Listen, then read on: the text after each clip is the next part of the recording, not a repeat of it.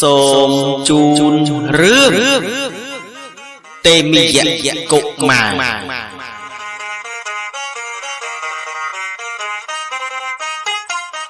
កាលព្រះពុទ្ធបរមសាស្ត្រាចារ្យ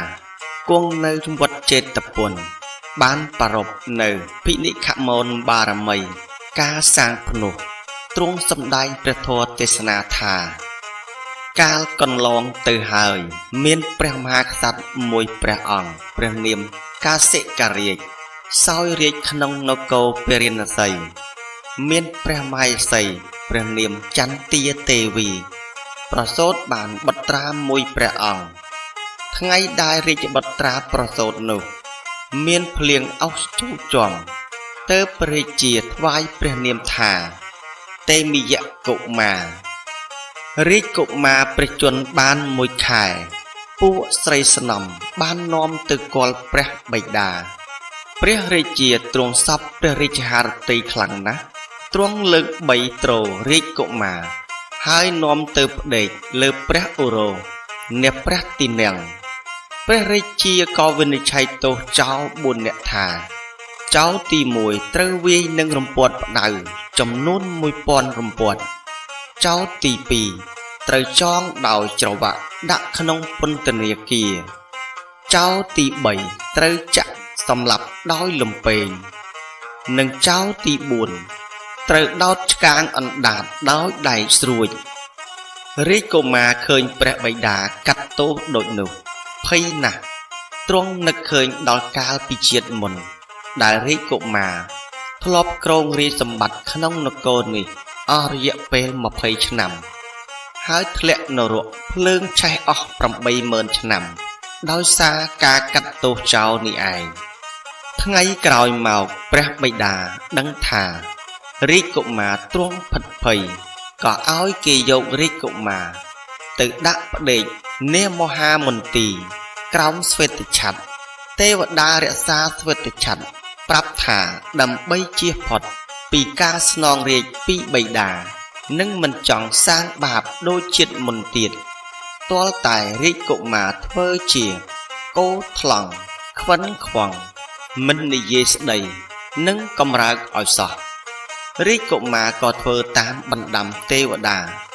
ដោយមិនព្រមទារោគបៅមិនយំមិនកម្រើកអ្វីទាំងអស់ព្រះរាជាក៏កោះប្រជុំពពួកព្រាហ្មណ៍ព្រឹទ្ធបណ្ឌិតអ្នកប្រាជ្ញមកពីគ្រោះជនទាំងនោះយល់ថាដៃជើងមនុស្សខ្វិនមិនមែនយ៉ាងនឹងទេចង្កាមនុស្សគោក៏មិនមែនយ៉ាងនេះដែរសរសៃប្រសាទក្នុងត្រចៀកមនុស្សថ្លង់ក៏មិនមែនយ៉ាងនេះដែរប្រកាសជាមានមូលហេតុទើបបានជាយ៉ាងនេះព្រះតេមិយកុមារព្រះជន្មបាន1ឆ្នាំព្រះបិតាចាប់ដើមឲ្យគេពិសោធន៍រាជកុមាររហូតដល់ព្រះជន្ម16ឆ្នាំដូចតទៅអាយុ1ឆ្នាំពិសោធន៍ដោយយកនំចំណីគ្រប់ប្រភេទមកដាក់ចិត្តរាជកុមារហើយយករាជកុមារដាក់កណ្ដាលហ្វូងទារកទាំង500នាក់ផ្សេងទៀតទារកទាំង500នាក់ទាញ៉ាំចំណីចំណែកតេមិយកុមារឥតទាញ៉ាំដូចក្មេងដទៃទៀតឡើយអាយុ2ឆ្នាំពិសោធន៍ដោយយកផ្លែឈើគ្រប់ប្រភេទមកដាក់ចិត្តរាជកុមារហើយបញ្ចុកថែមទៀតតែរាជកុមារមិនព្រមសោយមិនកម្រើកសោះអាយុ3ឆ្នាំពិសោធន៍ដោយគ្រឿងល្បែងលេងគ្រប់ប្រភេទតែរាជកុមារមិនព្រមលេងនិងកម្រើកសោះអាយុ4ឆ្នាំពិសោធន៍ដោយយកអាហារមកដាក់ចិត្តហើយបញ្ចុកទៀតតែរាជកុមារមិនសោយមិនកម្រើកសោះអាយុ5ឆ្នាំពិសោធន៍ដុតភ្លើងឲ្យរាជកុមារគង់ក្នុងផ្ទះធំបាំងស្លឹកត្នោតជុំវិញហើយឲ្យគេលបឈួលភ្លើងតែរាជកុមារមិនភ័យមិនកម្រើកឡើយអាយុ6ឆ្នាំពិសោធន៍ដោយយកដំរីចុះព្រេងមកបំភ័យរាជកុមារតែទ្រង់មិនកម្រើកដែរអាយុ7ឆ្នាំពិសោធន៍ដោយយកពស់ចងមាត់ một đã chung bình khuôn rít cục mà tai rít cục mà nơi tai mình cầm ràoอายุ8 ឆ្នាំពិសោធន៍ដោយឲ្យសិល្បករមកសម្ដែងរបាំគ្រប់ប្រភេទថ្វាយរាជកុមារតែទ្រង់នៅតែមិនកំរើកអាយុ9 ឆ្នាំពិសោធន៍ដោយគ្រឿងអាវុធគ្រប់ប្រភេទព្រះរាជាឲ្យបុរសមាតធំធំកាន់អាវុធផ្សេងគ្នាទៅគំរាមកំហែងរាជកុមារម្ដងម្នាក់តែរាជកុមារនៅតែមិនកំរើកអាយុ10 ឆ្នាំពិសោធន៍ដោយឲ្យអ្នកពូកែផ្លុំសាំងផ្លុំត្រែមកផ្លុំពញាក់រាជកុមារតែរាជកុមារមិនភ្ញាក់សោះអាយុ11 ឆ្នាំពិសោធន៍ដោយឲ្យអ្នកវីស្កូវីពញាក់រាជកុមារតែរាជកុមារមិនភ្ញាក់ឡើយអាយុ12 ឆ្នាំពិសោធន៍ដោយភ្លើងព្រះទីបឲ្យគេពន្លត់ភ្លើងក្នុងបន្ទប់រាជកុមារព្រមគ្នាឲ្យងងឹតសូនសងរួចហើយបើកភ្លើងព្រមគ្នាដែលមានចំណាំងផ្លាតយ៉ាងខ្លាំងដាក់មុខរាជកុមារប៉ុន្តែទ្រង់នៅតែមិនកំរើកសោះអាយុ13 ឆ្នាំពិសោធន៍ដោយយកស្ករអំពៅលាយទឹកមកលាបពេញរាងកាយរាជកុមារដើម្បីឲ្យរុយរោមជុំចិត្តប៉ុន្តែទ្រង់នៅតែមិនកំរើកទៀតអាយុ14 ឆ្នាំពិសោធន៍ដោយយកគ្រឿងសំអុយគ្រប់បែបយ៉ាងមកលាបពេញខ្លួនរាជកុមារតែនៅតែមិនធ្វើឲ្យរាជកុមារកំរើកឡើយអាយុ15 ឆ្នាំពិសោធន៍ដោយឲ្យគេយករាជកុមារទៅឆ្អើរភ្លើងដោយដុតភ្លើងពីក្រោមតែទ្រង់នៅតែមិនកំរើកដដែលអាយុ16 ឆ្នាំពិសោធន៍ដោយឲ្យយកនារីស្អាតចូលមកប្រឡោមប្រឡែងជាមួយរាជកុមារធ្វើយ៉ាងណាឲ្យទ្រង់ស្រើបស្រាលក្នុងផ្លូវកាមគុណប៉ុន្តែរាជកុមារឥតមានកម្រើកបន្តិចសោះឡើយកាលបើក្រុមអ្នកពិសោធន៍អស់ចំណេះទាល់គំនិតហើយទើបព្រះរាជាចាត់ឲ្យអញ្ជើញអស់ពពួកព្រាហ្មណ៍ដែលធ្លាប់ទាយខណៈកាលដែលរាជកុមារទើបប្រសូតព្រះរាជាខ្ញាល់ជាខ្លាំងហើយបន្ទោសពួកព្រាហ្មណ៍ថាទាយតែផ្ដេសតែផ្ដាស់ដោយសារខ្លាចធ្លាក់បន្សាក់ពួកព្រាហ្មណ៍ទាំងនោះក៏ទាយថាឲ្យយករាជកុមារទៅជីកកប់សម្លាប់ចោលឯព្រៃខ្មៅតាមទិសទ្វារខាងលិចវាំងព្រះនាងចន្ទាទេវីជាមេត្តាអង្វរសុំឲ្យព្រះរាជាអនុញ្ញាតឲ្យរាជកុមារសោយរាជត្រឹមតែ7 ឆ្នាំព្រះរាជាមិនព្រមព្រះនាងសុំឲ្យរាជកុមារសោយរាជត្រឹមតែ7 ខែក៏ទ្រង់មិនព្រមដែរសុំត្រឹម8 ថ្ងៃក៏មិនព្រមព្រះនាងសុំឲ្យរាជកុមារសោយរាជត្រឹម7 ថ្ងៃព្រះរាជាទ្រង់រាជាអនុញ្ញាតរួចក៏ចាត់ឲ្យគេរៀបចំពិធីរាជាភិសេកថ្វាយរាជសម្បត្តិចំពោះព្រះតេមិយកុមារព្រះនាងចន្ទាទេវីជាមេត្តាតែងអង្វររករាជកុមារសពទិវារាត្រីឲ្យស្រដីនិងកម្រើកកាយវិការចេញមកព្រោះព្រះនាងដឹងថារាជកុមារមិនមែនជាមនុស្សកោថ្លង់ខ្វិនខ្វងឡើយប៉ុន្តែព្រះតេមិយកុមារមិនព្រមស្រដីនិងកម្រើកតាមពាក្យអង្វររបស់មេដាឡើយសោយរាជបានគ្រប់7 ថ្ងៃព្រះរាជាក៏បញ្ជាឲ្យនីសាថីទឹមរទេសសេះអពមង្គលយករាជកុមារទៅកប់សម្លាប់ចោលក្នុងព្រៃខ្មៅទេវតាក៏បង្វែរនីសាថីឲ្យនាំរាជកុមារទៅតាមទ្វារខាងកើតដោយជិះរាជរថទឹមសេះមង្គលអស់ចម្ងាយ3 យោជន៍ពីរាជវាំងដល់ព្រៃស្នាប់មួយនីសាថីស្មានថាជាព្រៃខ្មៅក៏ឈប់រទេះទេះចោះទាញចបកាប់ជីករណ្ដៅរៀង4 ជ្រុងព្រះតេមិយៈក៏ចុះពីរាជរថហើយក៏សាកល្បងកម្លាំងព្រោះមិនបានប្រើអស់រយៈពេល16 ឆ្នាំកន្លងមកហើយក៏ចាប់រទេះក្រវីវិលខ្ញាល់ដូចជាកូនក្មេងក្រវីកូនរទេះលេងជាល្បែង ព្រះតេមិយៈចង់តបតែងព្រះកាយព្រះឥន្ទក៏យាងចុះយកគ្រឿងសម្អិតសម្អាងមកថ្វាយព្រះតេមិយៈទ្រង់តែងព្រះកាយហើយក៏សួរទៅនេសត្ថីដែលកំពុងអោនកាប់ជីករណ្ដៅថាណែនេសត្ថីតើអ្នកជីករណ្ដៅធ្វើអីដែរនេសត្ថីតបថា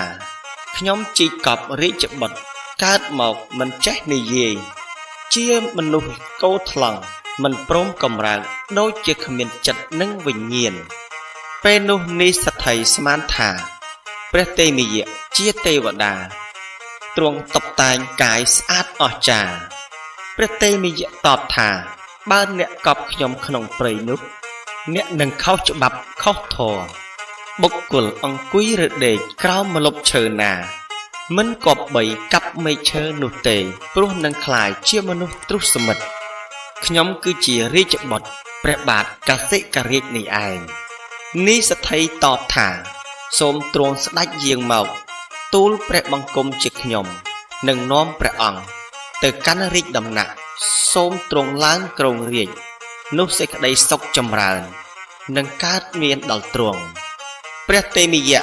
តបថាព្រះមេដាបិតាខ្ញុំបានបោះបង់ហើយខ្ញុំគ្មានផ្ទះទេខ្ញុំនឹងបួសនៅក្នុងព្រៃនេះតែម្នាក់ឯងមិនប្រាថ្នានៅកាមទាំងឡាយឡើយនេះសទ្ធិតបថាព្រះអង្គមានព្រះបន្ទូលពីរោះក្បោះក្បាយយ៉ាងនេះហេតុអ្វីបានជាមិនមានព្រះបន្ទូលពេលនៅក្នុងរាជដំណាក់ទៅព្រះតេមិយៈតបថាខ្ញុំមិនខ្វិនខ្វងមិនកោថ្លង់ទេប៉ុន្តែខ្ញុំនឹកដល់ជាតិមុនខ្ញុំសោយរាជបាន20ឆ្នាំដោយសារការកាត់ទោសចោល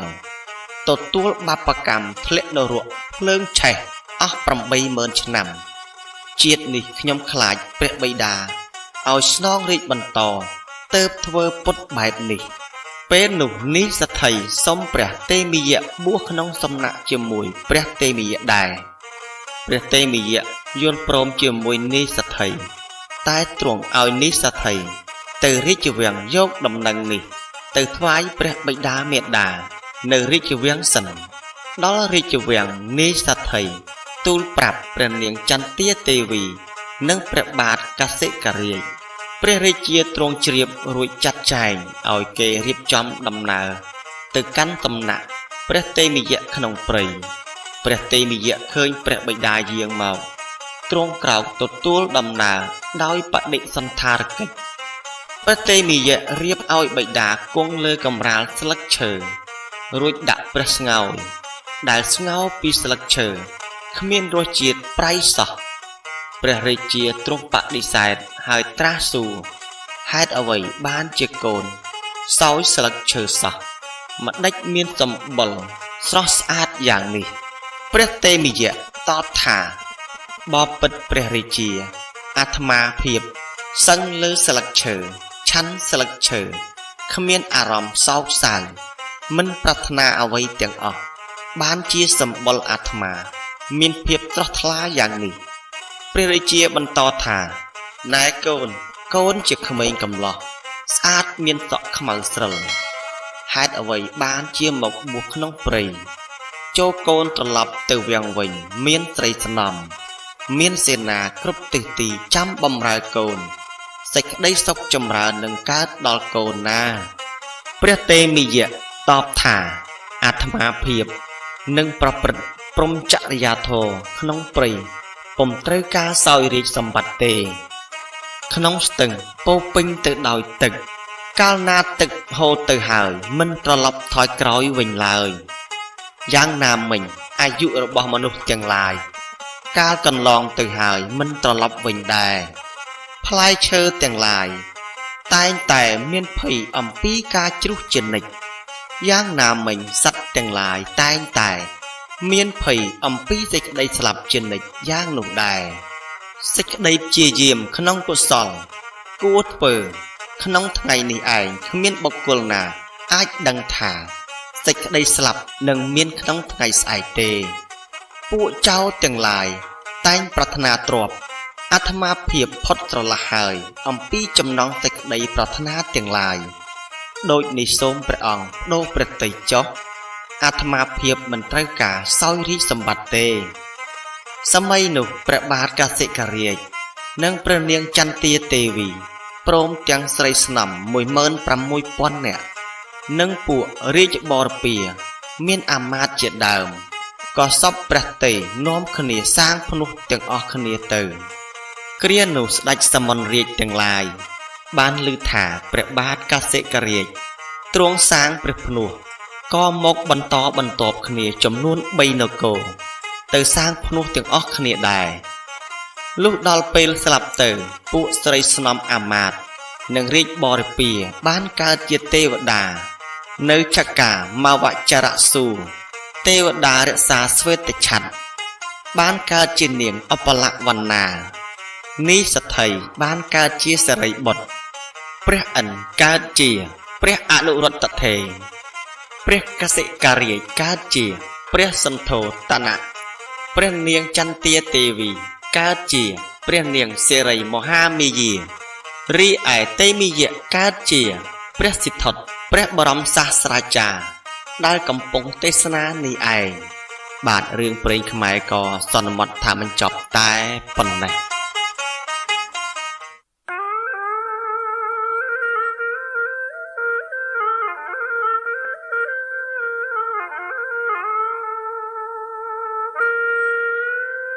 សូមជូនរឿងតាព្រំនៅវត្តនគរបាជ័យ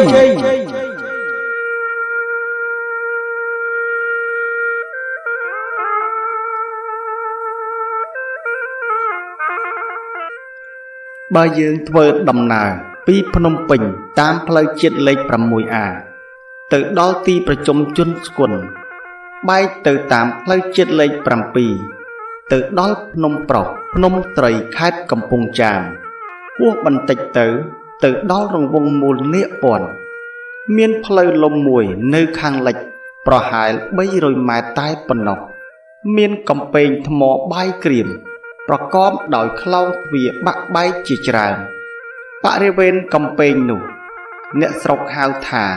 វត្តនគរបាជ័យឬហៅកាត់ខ្លីៗថាវត្តនគរបើចូលតាមផ្លូវខាងកើត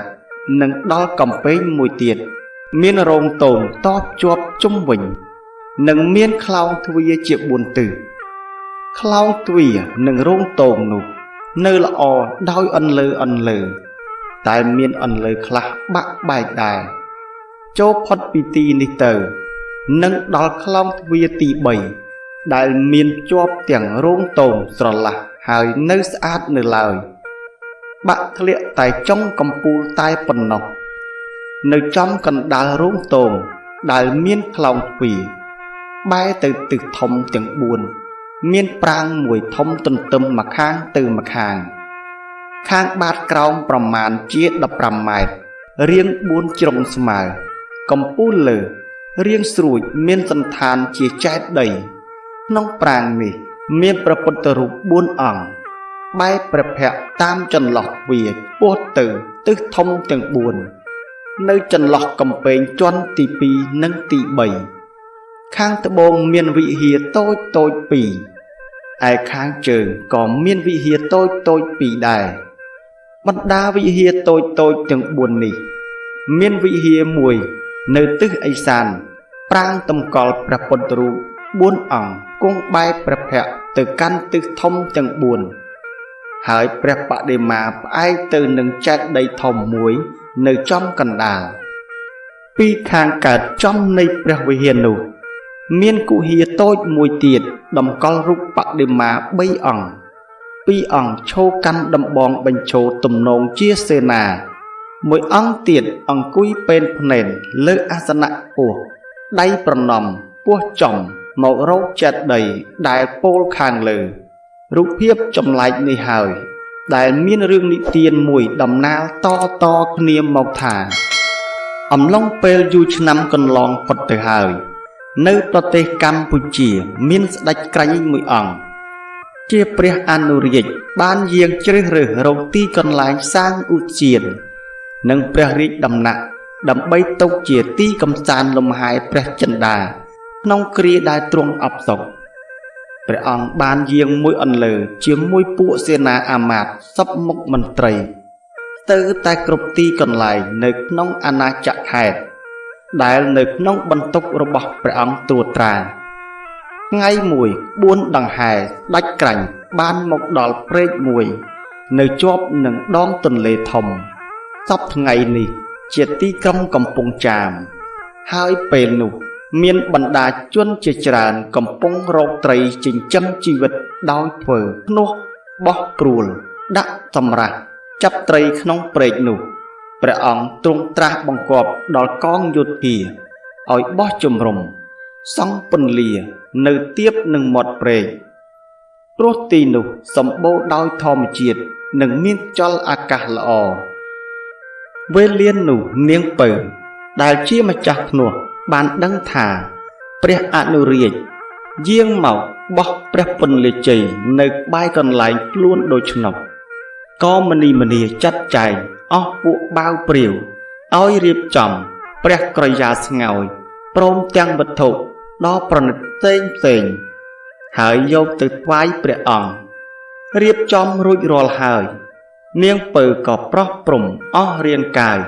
ឲ្យក្រអូបទៅដោយក្លិនក្លឹមច័ន្ទហើយស្លៀកពាក់យ៉ាងសមរម្យដើរល្វត់ល្វន់ពីមុខស្រីបំរើដៃនាងទាំងគូទ្រនៅពៀនគ្រឿងព្រះស្រីគេឃើញពន្លឺខ្សែដៃមាសពេជ្ររំលេចពណ៌ផ្លេកផ្លេកដេញរស្មីព្រះអាទិត្យលុះទៅដល់ហើយនាងពៅព្រមទាំងស្រីបំរើក៏អោនក្បាលក្រាបវន្ទាព្រះចេស្តាដោយពោលពាក្យក្រាបបង្គំទូលថាសូមទ្រង់មេត្តាប្រោសខ្ញុំម្ចាស់ទើបបានដំណឹងថាព្រះអង្គយាងមកក្រសាលព្រះកាយនៅទីនេះទើបខ្ញុំម្ចាស់រៀបចំគ្រឿងដង្វាយទាំងនេះមកថ្វាយព្រះអង្គសូមប្រោសព្រះរាជានុញ្ញាតដោយដីអនុគ្រោះព្រះរាជាត្រាស់ថាយើងរីករាយណាស់ដែលនាងមានចិត្តល្អនឹងយើងយ៉ាងនេះសូមនាងលើកគ្រឿងដង្វាយមកចុះនាងពៅក៏លើកអស់គ្រឿងបណ្ដាការមកដាក់ចំពោះព្រះភ័ក្ត្រព្រះអង្គហើយអោនក្បាលក្រាបបង្គំម្ដងទៀតដោយវាចាថាខ្ញុំម្ចាស់សូមក្រាបបង្គំលាព្រះរាជាទ្រង់ញញឹមហើយត្រាស់តបវិញថានាងទៅចុះចូលនាងឧស្សាហ៍មកលេងនឹងយើងឲ្យបានញឹកញាប់ណានាងទូលថាព្រះពោម្ចាស់ហើយនាងក្រមុំព្រមទាំងស្រីបំរើវាថយក្រោយលុះត្រាតែផុតពីទីព្រះកំណុលទើបតម្រង់ទៅកាន់លំនៅអាត្មាវិញក្រោយដែលនាងក្រមុំលាចាកចេញផុតទៅព្រះអនុរាជទ្រង់សោយព្រះក្រយាស្ងោយដោយប្រតិយរីករាយពន់ពេកព្រះអង្គទ្រង់ស្ងើចព្រះចិន្តានិងរូបថោមរបស់កញ្ញាពៅដែលល្អឥតចោះរកនារីណាមកប្រៀបឲ្យស្មើពុំបានដោយសារធ្នូកាមទេពបានបាញ់តម្រង់កូនសមកចំដួងហឫទ័យព្រះអង្គបានជាក្នុងរាត្រីនោះព្រះអង្គទ្រង់ទុំមិនលក់ស្កប់ស្កល់សោះលុះព្រឹកព្រៀងស្វាងសូរិយាកាលណាព្រះអនុរាជបានត្រាស់បង្គាប់ឲ្យហ្វូងវិចិត្រវោហាជាអាមាត្យទៅស្ដីដណ្ដឹងនារីនោះមកធ្វើជាព្រះស្នំរបស់ព្រះអង្គគ្រានោះព្រះរាជបម្រើបានប្រញាប់ប្រញាល់រហ័សរហួនតម្រង់ទៅកាន់លំនៅរបស់នាងពៅដែលឪពុកម្ដាយនាងបានចែកឋានចោលជាយូរឆ្នាំទៅហើយនាងពៅក៏រៀបចំកន្លែងដ៏សមគួរដើម្បីទទួលព្រះរាជបម្រើចំណែកហ្វូងវិចិត្រវោហាក៏ចាប់រីរ៉ាប់សັບសេចក្តីជំរាបនាងព្រមទាំងពោលសរសើរដល់ភពវាសនារបស់នាងដែលនឹងត្រូវឡើងឋានៈជាព្រះស្នំឯកក្នុងពេលឆាប់នេះនាងក្រមុំគ្មានយល់ទាស់ទេព្រមតាមពាក្យព្រះរាជបម្រើរាល់ល្ងាចព្រះអង្គតែងតែយាងមកក្រសាលខាងក្រៅព្រះពន្លាដែលមានវង់ភ្លេងមហោរីបានប្រគំថ្វាយយ៉ាងពិរោះ ជាទីកំសាន្តព្រះハរតីព្រះអង្គគ្រានោះព្រះស្នំឯកថ្មីនេះបានចូលទៅជិតបម្រើព្រះអង្គជាប្រក្រតីមិនយូរប៉ុន្មានព្រះអនុរាជក៏បញ្ជាឲ្យពួកជាងរចនាចាត់ចែងសាងបន្ទាយដោយថ្មបាយក្រៀមមានកំពែង3ជាន់ហើយឲ្យមានទីប្រលាននិងទីយាមល្បាតតបជុំវិញចាប់តាំងពីសាងបន្ទាយហើយស្រេចព្រះអង្គបាននាំពួកបរិវារទៅប្រថាប់ក្នុងទីនោះជាសុខសាន្តព្រះអនុរាជបានប្រកាសសន្មតឈ្មោះបន្ទាយនេះថានគរបាជ័យព្រោះយកតាមព្រះនាមព្រះអង្គដែលអ្នកស្រុកធ្លាប់ស្គាល់ច្បាស់ថាព្រះបាទបាជ័យបាចាតមកព្រះស្នំឯកពៅមានព្រះគរគម្រប់10ខែក៏ប្រសូតបានព្រះរាជឱរសមួយអង្គមានព្រះភ័ក្ត្រ5ព្រៃគួរជាអ្នកមានប្រាជ្ញាឆ្លៀសវៃលុះព្រះរាជកុមារចម្រើនព្រះជន្មបាន4វស្សាស្ដេចជាព្រះបិតាក៏ទ្រង់ព្រះតម្រិះចង់ឲ្យរាជបុត្រជាអ្នកមានប្រាជ្ញាមួយអង្គព្រមទាំងឲ្យស្គាល់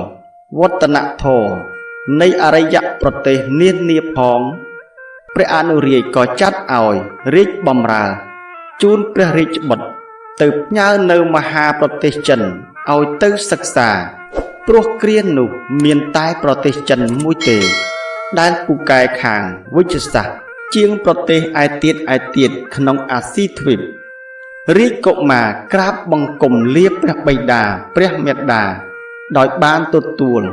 ពោសពសាទុការជាច្រើនដងសំពៅបាននាំយកព្រះរាជបុត្ររបស់ស្ដេចក្រាញ់ចេញពីប្រទេសកម្ពុជាឆ្លងកាត់មហាសាគរតម្រង់ទៅដល់ដែនដីចិនក្រោយដែលព្រះរាជបុត្រចេញផុតទៅអ្នកម្នាងពៅពុំរីករាយសោះឡើយទឹកមុខដែលធ្លាប់តែស្រស់ញញឹមក៏ប្រែคล้ายទៅជាស្រពោនបីដូចបុប្ផាត្រូវកម្ដៅព្រះសូរិយាក្នុងកហរដូវចំណែកព្រះអនុរាជជាស្វាមី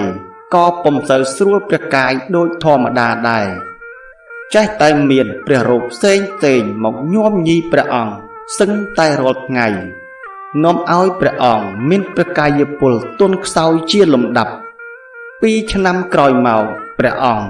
ក៏សោយទីវង្គតទៅពិធីបុណ្យរំលាយសពក៏បានចាត់ចែងឡើងដោយបរិវាររបស់ទ្រង់មានទាំងស្ដេចក្រាញ់ដែលនៅត្រួតត្រាអាណាខេត្តនានាបានយាងមកជួបជុំជួយញ៉ាំងពិធីបុណ្យនេះយ៉ាងឱឡារិកលុះពិធីបុណ្យបានចប់សពគ្រប់ហើយស្ដេចក្រាញ់ថ្មីដែលត្រូវមកកាន់កាប់ខេត្តកំពង់ចាមនោះបានទៅតាំងទីកន្លែងនៅត្បូងឃ្មុំដែលសពថ្ងៃបានទៅជាស្រុកទីប្រជុំជនមួយយ៉ាងស្ដុកស្ដំក្នុងខេត្តកំពង់ចាមម្លោះហើយបន្ទាយចាស់ដែលព្រះបាទបាជ័យបាចាសាងនោះក៏នៅទំនេរគ្មានមនុស្សអ៊ូអរដូចមុនទេគ្រាន់តែជាបុរាណដ្ឋានសម្រាប់អ្នកទស្សនាចំណែកព្រះស្នំពៅក៏ឈប់នៅក្នុងបន្ទាយនោះដែរព្រះនាងត្រឡប់ទៅនៅឯលំនៅចាស់របស់ព្រះនាងវិញនិយាយពីព្រះរាជបុត្រដែលនៅឯប្រទេសចិនថ្ងៃមួយទ្រង់បានទទួលដំណឹងថាព្រះបិតាព្រះមេត្តាសោយទីវង្គតអស់ទៅហើយបន្ទាយជាគេដំណើរពីព្រះបិតាសាងនោះក៏គេបោះបង់ចោលដែរថែមទាំងមានស្ដេចក្រាញ់ថ្មីមកតាមព្យាបាទព្រះរាជវង្សនេះផងដំណឹងទាំងនេះជាពាក្យមិនពិតឡើយគឺពួកនាម៉ឺនចិនគេនាំគ្នានិយាយកុហកដើម្បីកុំឲ្យទ្រង់ត្រឡប់មកប្រទេសខ្មែរវិញដោយយល់ថាព្រះអង្គជាកុមារដែលមានប្រាជ្ញាឆ្លៀសវៃដល់ថ្ងៃក្រោយនឹងក្លាយជាបណ្ឌិតមួយរូបខាងវិទ្យាសាស្ត្រនិងយុទ្ធសាស្ត្របិទព្រះអង្គតែងមានព្រះハរតីក្លាហានជានិច្ចទ្រង់ទទួលដំណឹងអកុសលនេះហើយព្រះរាជកុមារស្លុតចិន្តាតែខំទប់ព្រះកាយដោយក្តីក្លាហានប៉ុន្តែទ្រង់មិនភ្លេចមាតុភូមិរបស់ទ្រង់ឡើយ ទ្រង់គិតតែសិក្សាវិជ្ជាឥតហ៊ានសម្រាប់ផ្ដេសផ្ដាស់ទេក្នុងរវាងព្រះជន្ម20ព្រះវស្សាព្រះអង្គបានឡើងឋានៈជាទីប្រឹក្សារបស់បញ្ជាការសឹកនៅប្រទេសចិនផុតពេលប្រជុំប្រឹក្សាទ្រង់តែងជាយាមចូលទៅសិក្សាក្នុងសំណាក់អាចារ្យទីសាបាមុខៈមួយដែលល្បីឈ្មោះជាងគេជាយូរឆ្នាំមកហើយអំឡុង10ឆ្នាំតមកទៀតទ្រង់បានជាបណ្ឌិតខាងវិទ្យាសាស្ត្រហោរាសាស្ត្រនិងយុទ្ធសាស្ត្រហើយបានធ្វើជាទីប្រឹក្សារបស់ព្រះចៅក្រុងចិនទៀតផងកិត្តិនាមរបស់ទ្រង់ឡើងល្បីចោកចាយពេញតែមហាប្រទេសចិននោះប្រជាជាតិចិនទាំងប្រុសស្រីនាំគ្នាគោរពរាប់អានព្រះអង្គមិនដែលពោលប្រទោសអ្វីឡើយដូច្នេះហើយបានជាគេសន្មតព្រះនាមព្រះអង្គតាមភាសាចិនថាសាមប៉ៅកុងប្រែថាព្រឹទ្ធាចារ្យចេះសង្គ្រោះ3យ៉ាងឬអ្នកប្រាជ្ញ3ប្រការវេលានោះទ្រង់បានបំពេញករណីយកិច្ចនៅក្នុងប្រទេសចិនយ៉ាងពេញកម្លាំងព្រះកាយដែលបណ្ដាជនចិនគ្មាននរណាម្នាក់អាចស្មានថាព្រះអង្គហ៊ានលះបង់ប្រទេសចិនឡើយលុះដល់ព្រះជន្មជាង30ព្រះវស្សាទ្រង់បានចូលទៅគាល់ព្រះចៅក្រុងចិនសុំព្រះរាជានុញ្ញាតដើម្បីនឹងធ្វើដំណើរ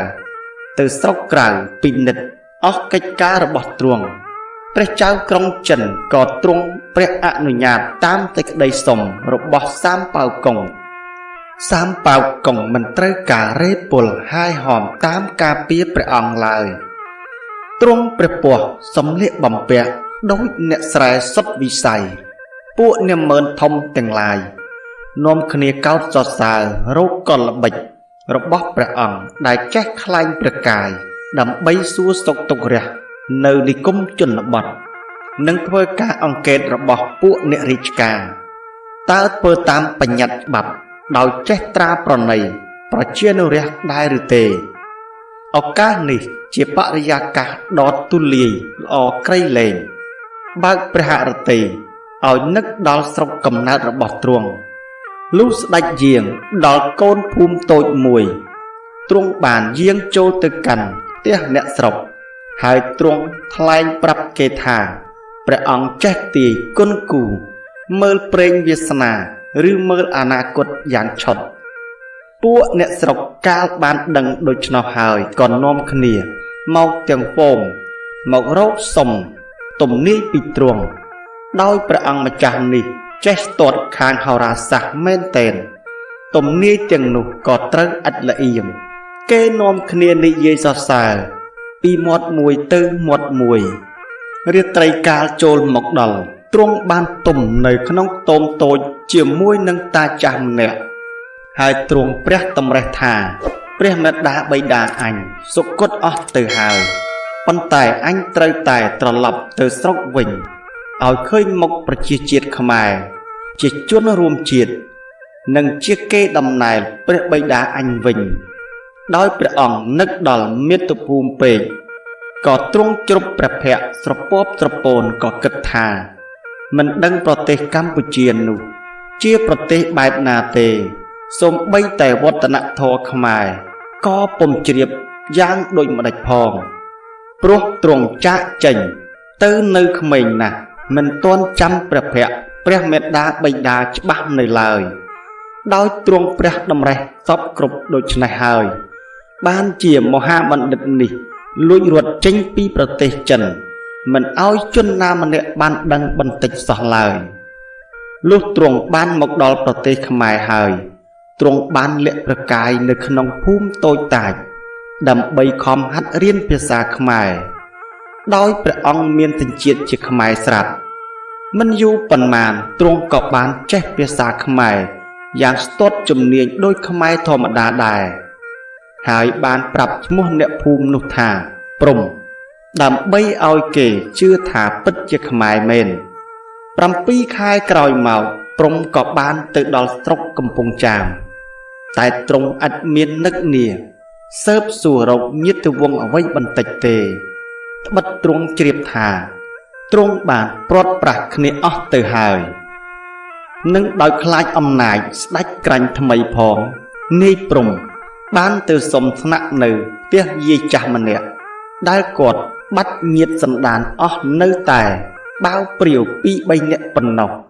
យាយនោះទោះបីគាត់មានអាយុជាង50ឆ្នាំទៅហើយក្តីតែរូបគាត់នៅតែស្អាតបាតស្បែកពុំទាន់ជ្រីងជ្រួញសក់ពុំទាន់ស្កើធ្មេញក៏ពុំទាន់បាក់នៅឡើយដោយសារយាយជួយឧបត្ថម្ភដោយស្មោះក៏បណ្ដាលឲ្យព្រះអង្គម្ចាស់ព្រំគួចចិត្តប្រតិព័ទ្ធលើរូបដូនចាស់នេះខ្លាំងណាស់ក៏បានពឹងពាក់អ្នកជិតខាងឲ្យគេទៅស្ដីដណ្ដឹងយាយនេះធ្វើជាប្រពន្ធយាយនេះក៏យល់ព្រមឥតប្រកែកឡើយព្រោះគាត់មិនចង់នៅតែម្នាក់ឯងនាំឲ្យនឹកដល់កូនដែលឃ្លាតចាកទៅមិនដឹងជាស្លាប់ឬរស់ដូនចាស់និងកំឡោះចាស់ក៏នៅរួមរស់សុខទុក្ខជាមួយគ្នារហូតមកថ្ងៃមួយយាយកើតក្តីអបសុខក៏ឲ្យតាវាយលេខគុនគូរកកូនប្រុសគាត់ដែលបានឃ្លាតទៅស្រុកចិនតាំងពីអាយុ4ឆ្នាំតាស្ដាប់សម្ដីយាយចប់នឹកឆ្ងល់ពន់ពេកក៏សួរថាណែយាយកូនយាយចាក់ចេញទៅពីឆ្នាំណាតើប្តីយាយមុនជាអ្នកណាយាយអោនមុខចុះសម្រក់ទឹកភ្នែកនិយាយទាំងអួលដើមកថាអោតាអើយកូនប្រុសខ្ញុំឃ្លាតចាក់ពីខ្ញុំទៅជាង30ឆ្នាំហើយឯប្តីខ្ញុំពីមុននោះគឺជាស្ដេចក្រាញ់មួយអង្គត្រួតត្រានៅក្នុងខេត្តនេះបានទាំងសាងបន្ទាយថ្មមួយយ៉ាងល្អប្រណិតຕົកនៅដល់សប្តាហ៍ថ្ងៃនេះផងតាមើលចុះទីបឹងក្បែរផ្ទះយើងនេះហើយដែលព្រះស្វាមីធ្លាប់នាំខ្ញុំជិះទូកកំសាន្តរាល់ល្ងាចព្រះអង្គបានឲ្យឈ្មោះបឹងនេះថាទន្លេអ៊ំគឺជាទន្លេសម្រាប់អ៊ំទូកលេងនាយព្រំស្ដាប់ចប់ក៏ស្លុតស្មារតីហើយក៏អោនក្បាលលុតជង្គង់ចុះលើកដៃទាំងពីរសំពះប្រណម្យនៅចំពោះមុខយាយចំណែកយាយទៅជាស្រឡំកាំងហាស្ដីមិនរួចនាយព្រំនិយាយថាអោអ្នកមានកូនកូនអើយសូមឲ្យកូនសុំកម្មាទោសយ៉ាងធ្ងន់ធ្ងរនេះទៅចុះគឺថាខ្ញុំនេះហើយដែលជាកូនបានឃ្លាតចាកទៅប្រទេសចិនតាំងពីអាយុ4ឆ្នាំហើយកូនបានឮគេនិយាយថាព្រះមេដាព្រះបិតាសុគតអស់ទៅហើយមិននឹកស្មានថាព្រះមេដានៅគង់ព្រះជន្មដូច្នេះសោះយាយពៅឮហើយក៏ស្ទុះអោបកូនតែហាមាត់ថាអីមួយម៉ាត់ក៏ពុំរួចនាយព្រំនិយាយទៀតថាបើព្រះមេដាចង់ដាក់ទណ្ឌកម្មកូនយ៉ាងណាក៏កូនសុខចិត្តរ៉ាប់រងតាមទាំងអស់យាយប្រាប់ថាបើកូនឯងចង់ដោះចាកទោសល្មើសនេះចូលកូនធ្វើតាមពាក្យម្ដាយចុះបើកាលណាម្ដាយស្លាប់ទៅចូលកូនសាងចិត្តដីមួយនៅក្នុងបន្ទាយនគរបាជ័យហើយយកសពម្ដាយទៅដាក់ក្នុងនោះនិងសាងព្រះពុទ្ធ4អង្គតម្កល់ក្បែរសពម្ដាយនោះផងកាលណាកូនទៀតស្លាប់ទៅទៀតត្រូវផ្ដាំឲ្យគេជាសិស្សគុណសាងដោយថ្មជារូបកូនលើកដៃសំពះប្រណម្យទៅរកចេតិយម្ដាយលុះត្រាតែពុទ្ធសាសនាព្រះសាមណគោតមបើកូនធ្វើយ៉ាងនេះពាវេរាជាកំហុសនឹងបានដោះផុតជាមិនខាននាយព្រំក៏អោនក្បាលទទួលថាសូមព្រះមេដាកុំព្រួយកូននឹងធ្វើតាមបណ្ដាំមេដាទាំងអស់ចាប់តាំងពីពេលនោះមកជនទាំងពីរក៏រស់នៅជាមួយគ្នាតាមឋានៈជាកូននិងម្ដាយរហូតមកបានប្រហែល2ឆ្នាំយាយពៅក៏ស្លាប់ទៅកូនប្រុសនោះក៏បានចាត់ចែងសាងចេតិយបញ្ចុះសពម្ដាយព្រមទាំងសាងរូបព្រះពុទ្ធ4អង្គតម្កល់ជុំវិញចេតិយនោះដែលសពថ្ងៃគេឃើញមានសង្ឃវិហារមួយគ្របលើចេតិយតូចនោះផងមិនយូរប៉ុន្មានដោយកូននឹកអាល័យម្ដាយពេកតាព្រំក៏មានជំងឺធ្ងន់ហើយក៏ស្លាប់ទៅដែរតែមុននឹងស្លាប់ គាត់បានដាំពពួកសិស្សគុណឲ្យសាងរូបថ្មជាជំនួសខ្លួនអង្គុយបែរព្រះភ័ក្ត្រទៅខាងលិចសំពះតម្រង់ទៅរកសពម្ដាយដែលគេឃើញរូបនោះនៅរហូតដល់សប្តាហ៍ថ្ងៃនិយាយពីព្រះចៅក្រុងចិនកាលបើបាត់បណ្ឌិតសាមប៉ៅកុងហើយក៏ចាត់ឲ្យនាម៉ឺនជាច្រើនរូបសើបសួររកមាននាម៉ឺនម្នាក់បានធ្វើដំណើររហូតមកដល់ប្រទេសខ្មែរបិទគេដឹងថាបណ្ឌិតនេះមានជាតិកំណើតជាខ្មែរប៉ុន្តែទម្រាំនាម៉ឺននោះបានមកដល់ស្រុកខ្មែរបណ្ឌិតព្រំបានទទួលអនិច្ចកម្មទៅហើយនាម៉ឺននោះបានធ្វើគាវកិច្ចចំពោះរូបថ្មនោះហើយបានចារឹកឈ្មោះបដិមានោះជាអក្សរចិនថាសាមប៉ៅកុងទុករហូតមកសប្តាហ៍ថ្ងៃនេះអ្នកស្រុកបានសង់គុហាមួយដោយបាយអគ្របពីលើបដិមានេះរាល់ពេលបុណ្យខ្មែរឬបុណ្យចិនមានមនុស្សជាច្រើនចូលទៅអុជធូបទៀនបូជាដល់បដិមានោះហើយមានជនខ្លះទៀតបានធ្វើកិច្ចបូលស្នែងក្របីនិងបូលដោយរលាកចង្កេះហើយពោលថាឆុតពូកែណាស់ទុកជាមានគ្រោះថ្នាក់យ៉ាងណាឬចង់ដឹងពីផលរបស់អ្វីមួយគេអាចទាយត្រូវភ្លាមមិនតែប៉ុណ្ណោះកាលពីរវាងពុទ្ធសករាជ2470ផ្លាយមានពួកអ្នកជំនួញនៅក្រុងកំពង់ចាមបាននាំគ្នាបង្វិលរូបថ្មនោះឲ្យបែរមុខទៅទិសខាងត្បូងឲ្យត្រូវតាមទំនងផ្លូវចូលតែដល់បែរមុខរូបតាព្រំនេះទៅអ្នកស្រុកនេះក៏មានកើតជំងឺស្លាប់ជាច្រើនកាលនោះខ្មោចតាព្រំបានចូលរូបយាយដាមជារូបបញ្ជាន់នៅភូមិសណ្ដាន់ឃុំអំពិលស្រុកកំពង់សៀមខេត្តកំពង់ចាមបានប្រាប់អ្នកស្រុកថាកុំបែរមុខរូបអញទៅឯណាអញត្រូវតែបែរមុខទៅទិសខាងលិចសំពះឆ្ពោះទៅចាត់ដីខ្មោចម្ដាយអញក្រោយពីខ្មោចតាព្រំចូលរួចមកអ្នកស្រុកគេបំបែរមុខរូបតាព្រំទៅទិសខាងលិចដូចដើមវិញនៅរហូតដល់សប្តាហ៍ថ្ងៃនេះបាទការសម្រាយនៅរឿងព្រេងខ្មែរក៏សន្មត់ថាបញ្ចប់តែប៉ុណ្ណេះ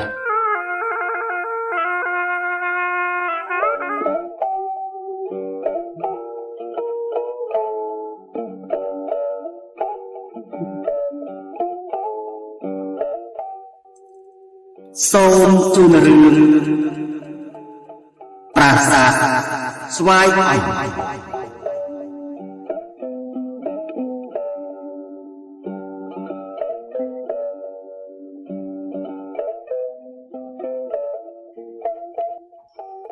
នៅក្នុងឃុំស្វាយអញ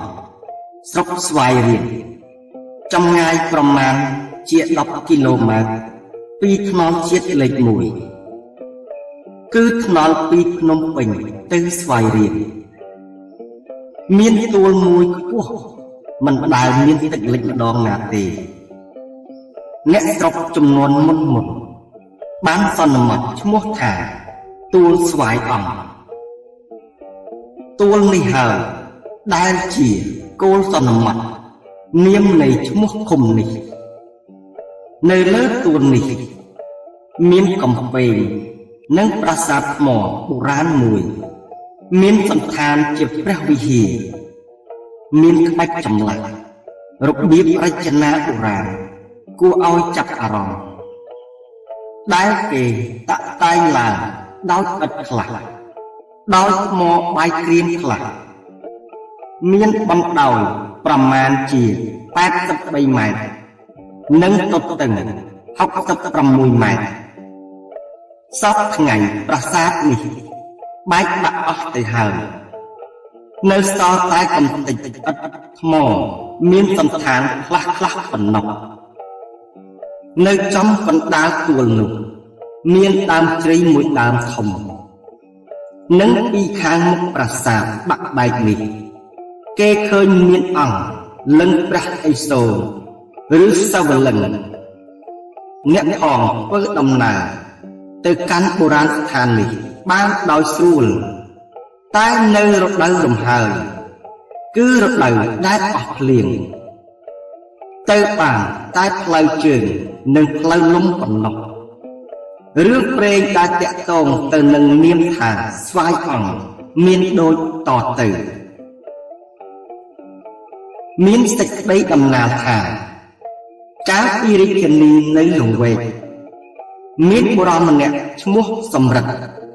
ជាអ្នកខ្លាំងពូកែអង្គអាចណាស់មានទីលំនៅនៅទួលនេះកាលដែលស្រុកកើតចម្បាំងជាមួយនឹងសៀម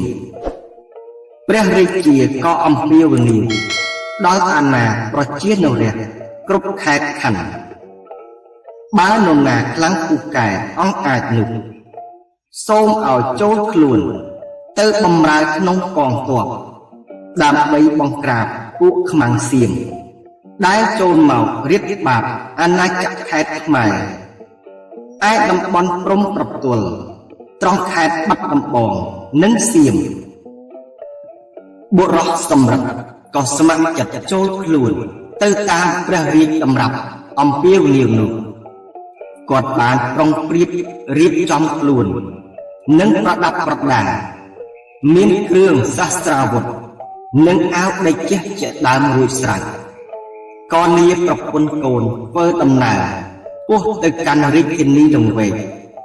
ដោយដំណើរជើងទទេលុះទៅដល់លង្វែកហើយគាត់បានទៅរកជួបមេទ័ពដើម្បីប្រគល់ខ្លួនគាត់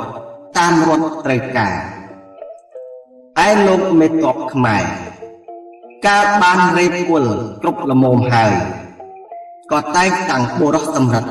ជាមេទ័ពធំឲ្យលើកក្បួនទ័ពឆ្ពោះទៅបាត់ដំបងដើម្បីកម្ចាត់ពួកសត្រូវលុះទៅដល់សមរភូមិបុរសសំរិទ្ធក៏ចាប់ដើមប្រយុទ្ធយ៉ាងស្វាហាប់លុះត្រាតែទ័ពសៀមបរាជ័យរត់ខ្ជិតខ្ចាយអស់ដោយរដេកជះរបស់សំរិទ្ធទ័ពសៀមក៏បានបាក់ខ្លោបខ្លាចលែងហ៊ានចូលមករករៀនរាតត្បាតទឹកដីខ្មែរតទៅទៀតស្រុកក៏បានសានត្រាននិងមានស្ថិរភាពបុរសសំរិទ្ធក៏លើកទ័ពត្រឡប់មករាជធានីលង្វែកវិញ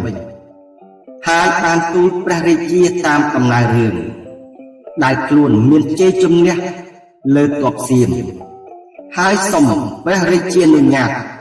ក្រាបបង្គំទូលត្រឡប់ទៅស្រុកកំណើតវិញព្រះអង្គទ្រង់ព្រះរាជានុញ្ញាតតាមការស្នើសុំ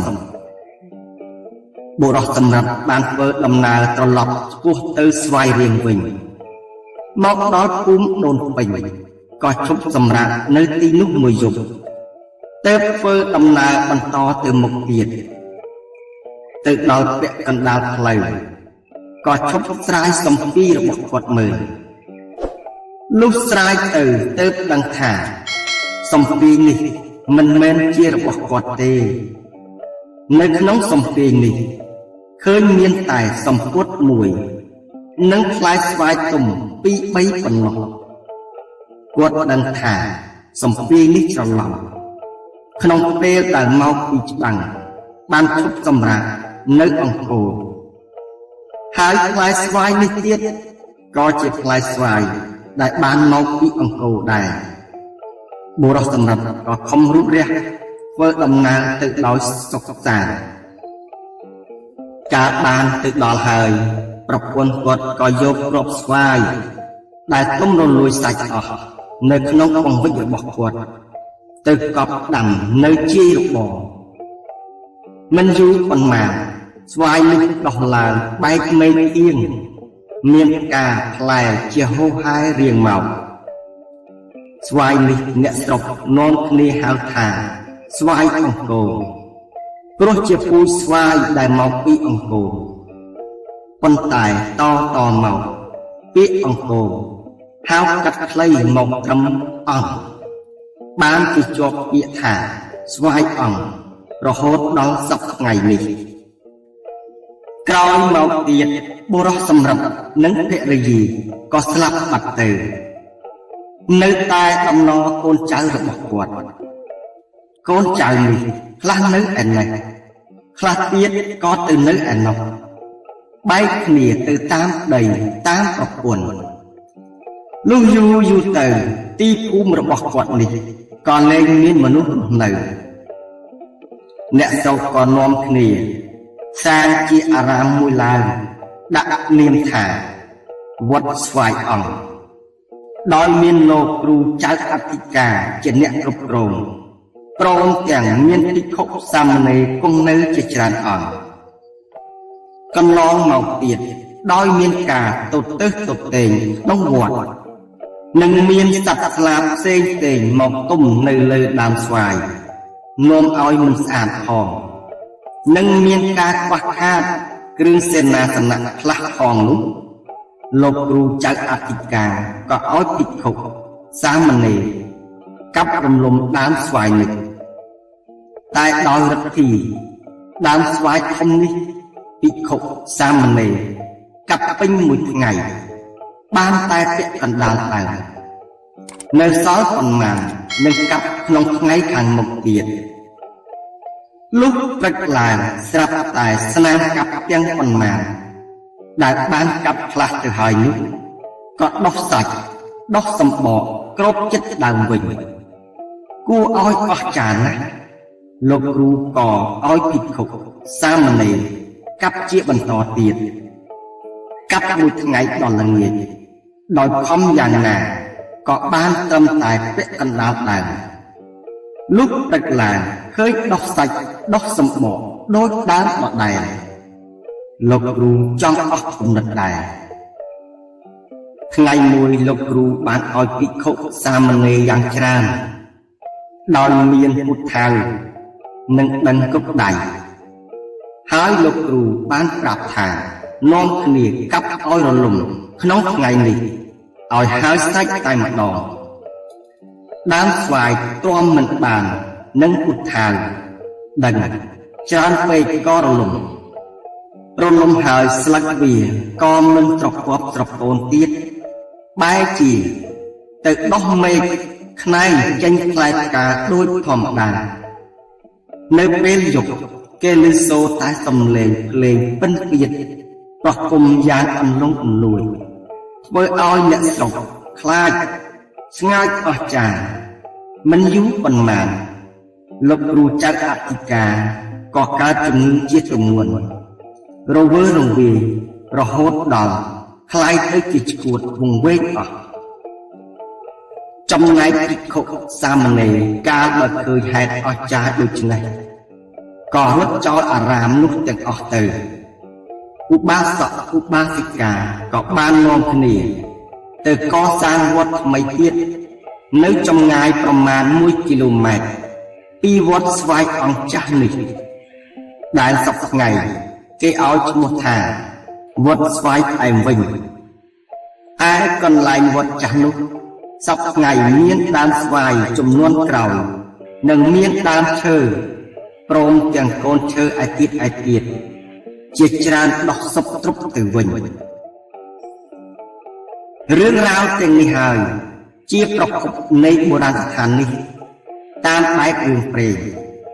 តែបើយើងសង្កេតតាមប្រវត្តិទីកន្លែងនេះវិញយើងឃើញថាអង្គនេះពុំសំคล้ายមកពីពាក្យអង្គរទេគឺមកពីទីនេះជាសារណដ្ឋានបុរាណខាងសាសនាព្រាហ្មណ៍ដោយមានសាលជាសេវលិង្គដំប្រោលធ្វើជាវត្ថុសក្ការៈក្នុងគ្រានោះសាវលិង្គនេះហើយដែលអ្នកស្រុកហៅថាអង្គ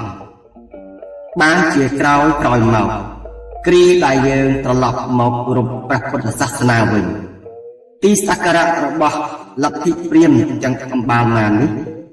ក៏ត្រូវបានផ្លាស់ប្ដូរជាអារាមពុទ្ធសាសនាទៅវិញ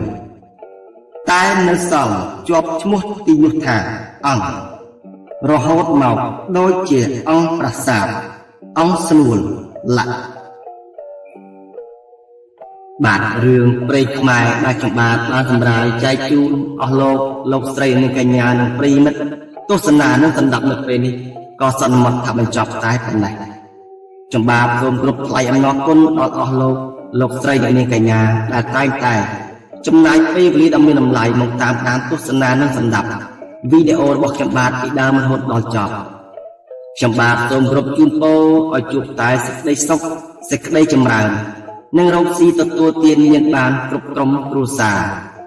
សូមអរគុណសូមជម្រាបលា